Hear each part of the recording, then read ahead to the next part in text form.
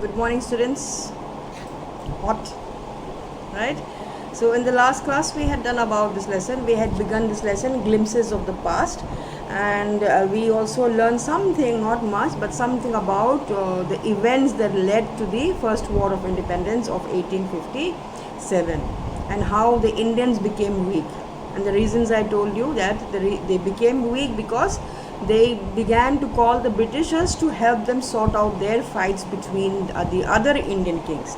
And because of this, they lost self-respect in the eyes of the British, because Indians were fighting against Indians. One Indian Raja fighting with the other Indian Raja, and for help, they were calling the British. And because of this, they lost the self-respect, and because of this, the Britishers were able to rule them or conquer parts and parts of India, and that's how India came under the British rule, because of the weakness of the Indians. Okay, they did not show unity.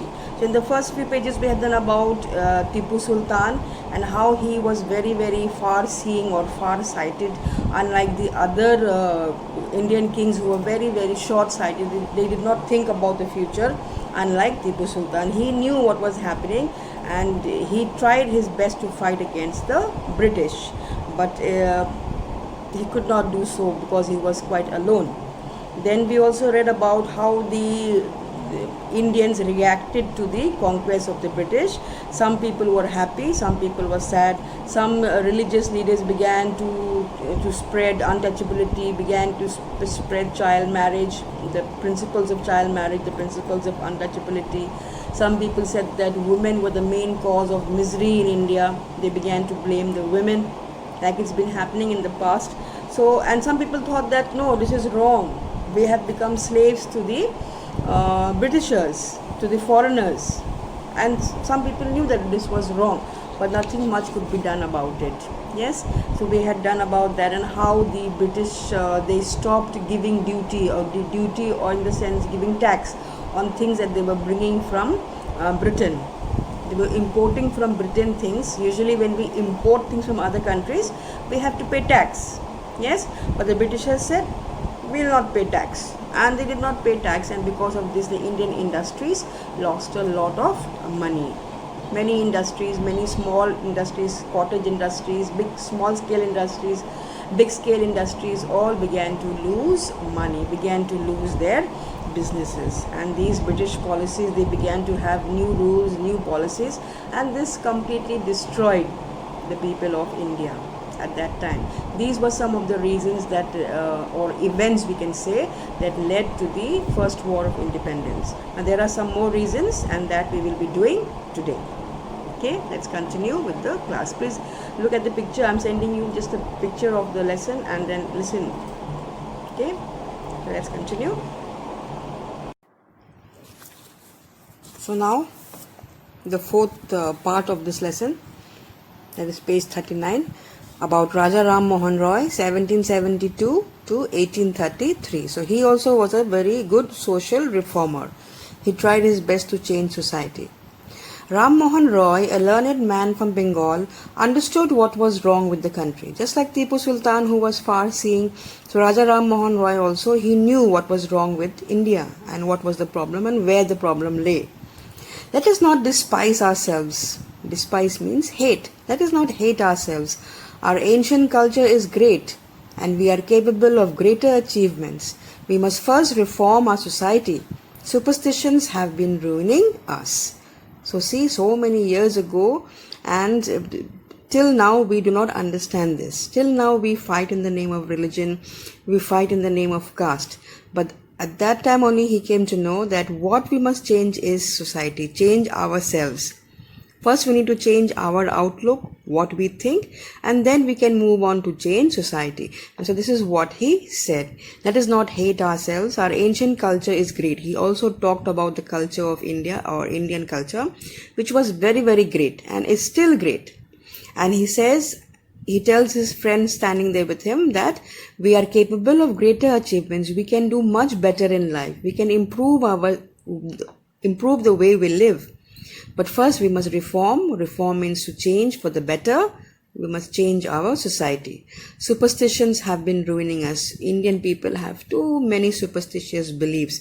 Cat crosses the road, we won't cross. Spit 3 times. A glass falls, oh no, what's going to happen? A mirror breaks, oh no, 7 years of ill luck or evil luck.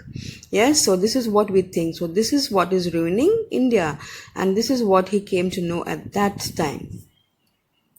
He told his wife, one day he told his wife Uma, cows are of different colors, but the color of the milk is the same. Different teachers have different opinions, but the essence of every religion is the same. Yes, we have our Hindu holy books, we have our Christian holy books, we have our Islam holy book, Quran. So in this way he tried to explain to his wife, so whatever you do in life, whatever change you want to make in life, you have to start from home.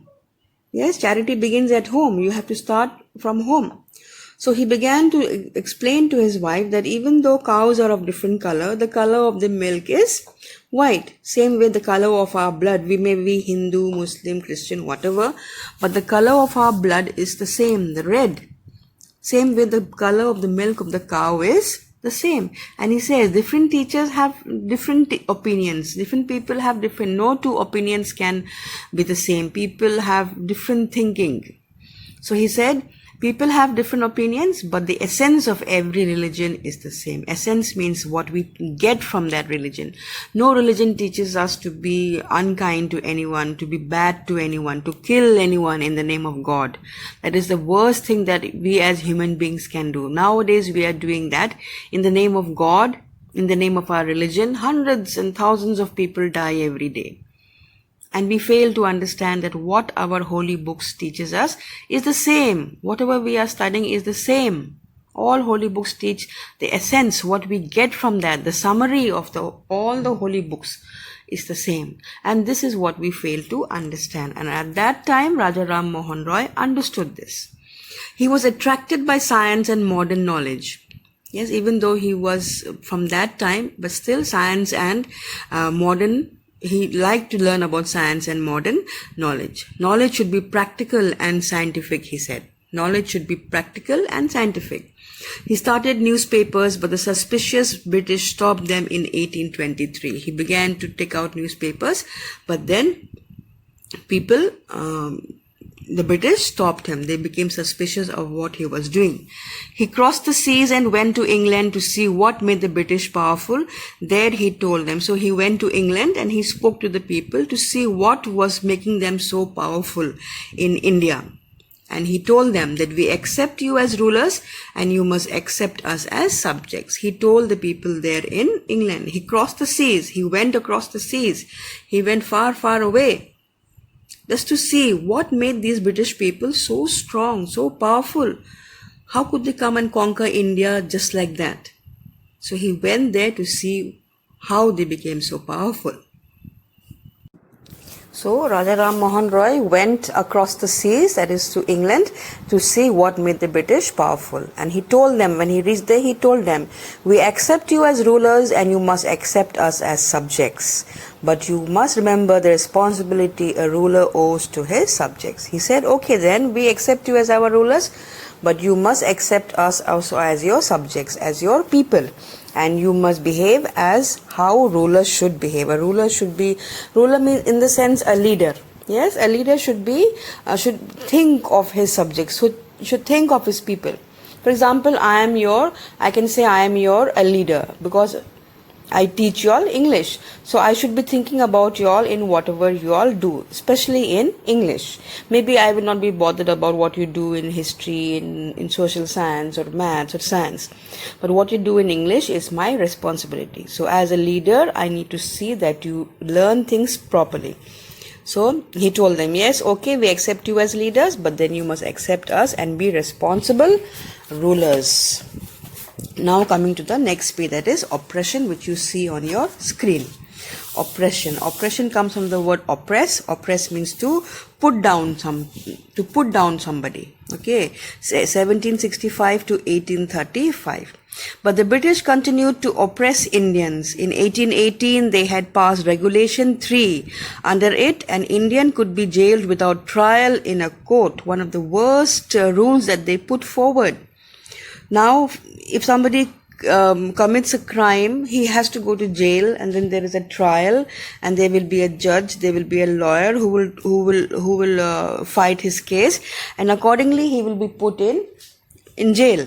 Yes, but at that time, according to the Regulation 3 Act, an Indian caught doing anything wrong, they would just throw him into jail, and there would be no trial, there would be no judgment, there would be no lawyers, no judges. He would just be put into jail. And that was one of the worst things that the British had for the Indians. All the time, British officers in India drew big salaries and also made fortunes in private businesses. So at that time, all the time means during that time, the British officers who were there posted in India, they were getting huge salaries, a lot of money as salary. At the same time, they were also doing private business, and in that also they were earning fortunes. Fortunes means plenty of money. By 1829, Britain was exporting British goods worth 7 crore rupees to India. They were exporting, remember they were exporting, but then they were not paying taxes. From India they were importing, and from there they were exporting, and they were not paying any kind of taxes, and that was a great loss for India. The British prospered on the company's loot, while Indian industries began to die. Indian industries began to die because of this problem.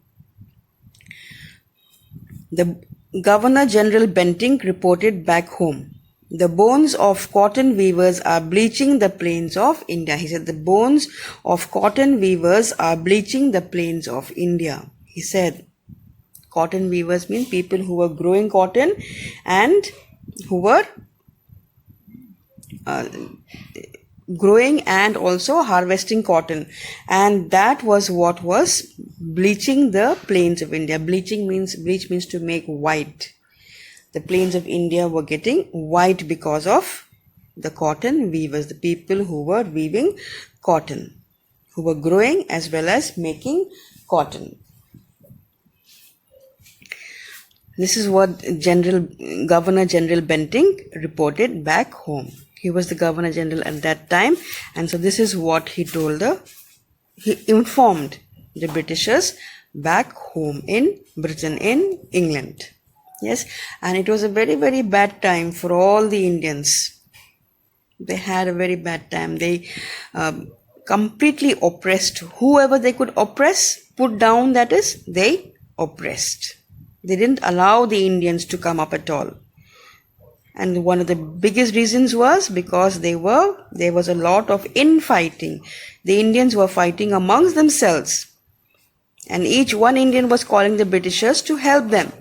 And because of this, if you remember in the previous class, this is because and this led to the loss of self-respect of the Indian princes and Indian kings and Indian rulers. And it was the Indians themselves who brought about this disaster upon themselves.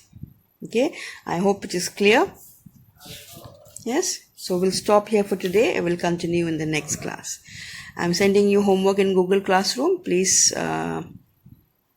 send your homework back in Google Classroom only. Okay, so bye, take care. If you have questions, please message me. Bye bye, take care.